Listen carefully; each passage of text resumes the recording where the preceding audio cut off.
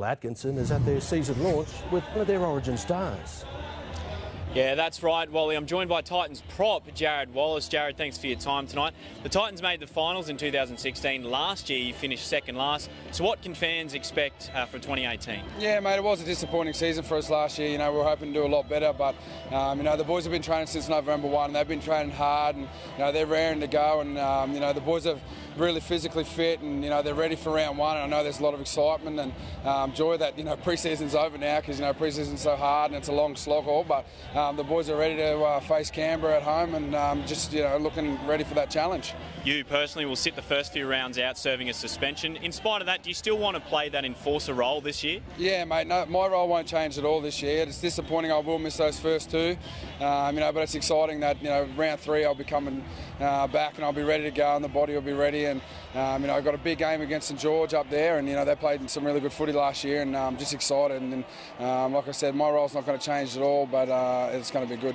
Thanks for your time tonight, Jared. Wally, it's not long, 12 days until the Titans take on the Raiders at Seabus Stadium.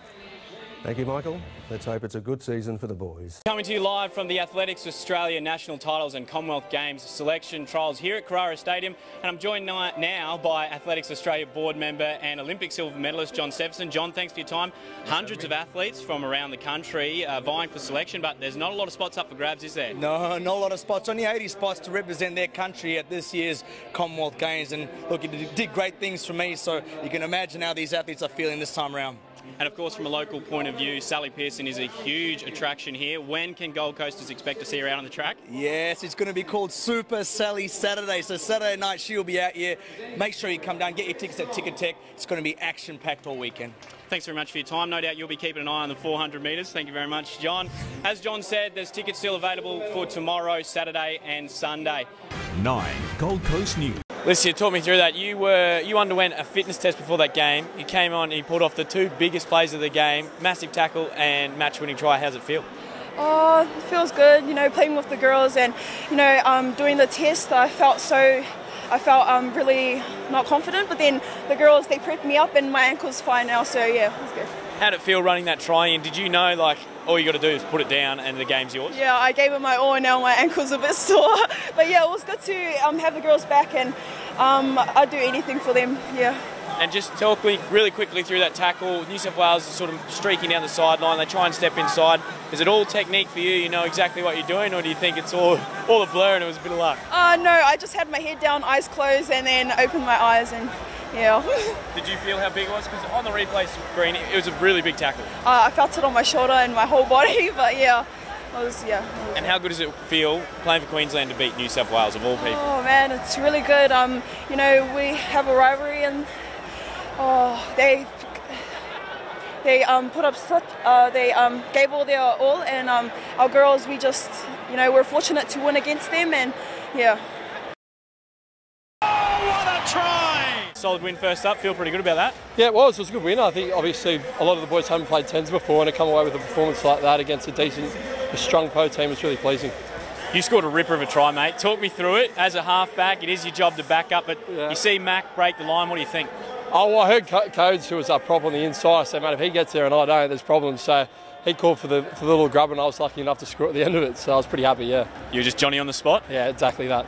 Mate, it looks like the Tars are taking this pretty seriously. Did you come in really wanting to attack this tournament? Yeah, I think we've got a point to prove this year. I think last year obviously wasn't acceptable, and Darryl spoke with us and the team and made it very clear that this is going to be one of our platforms this year to really set a good block for the rest. Yeah, look, fantastic. I said before, we made it hard for ourselves there, but the boys will never give up. That's one thing you can say about our team, but yeah, look, glad we could get a win there. That sets us up pretty well. You said before the tournament you reckon you might not physically match up, but you'll certainly entertain. Lived up to billing in that first game? Yeah, for sure. They physically overpowered us early, but once it got a bit tighter, we managed to claw ourselves back there. So hats off to the boys, and the Blues next. It's going to be a tough one.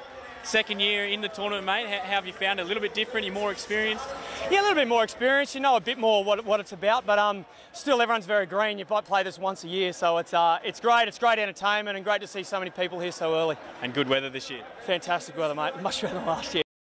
One of those athletes hoping to be wearing green and gold in Tokyo in 2020 is the great Steph Gilmore. Thanks for joining us, Steph. How fantastic would it be to be involved in the first Olympics for surfing?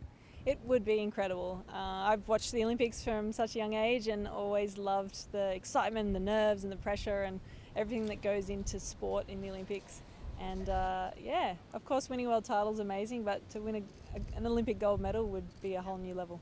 We talk about world titles. This year's World Tour kicks off with the Roxy Pro this weekend here at Snapper. You're defending champion. You must be frothing as the defending champion of that event. Yeah, I love Snapper Rocks. It's probably my favourite stop on tour, and it's, you know, this is where I live. I surf here more than anyone, and so yeah, it's really comfortable to be here, and to try and have that opportunity to win at home is, you know, it's the best feeling ever. So I'd love to make it happen.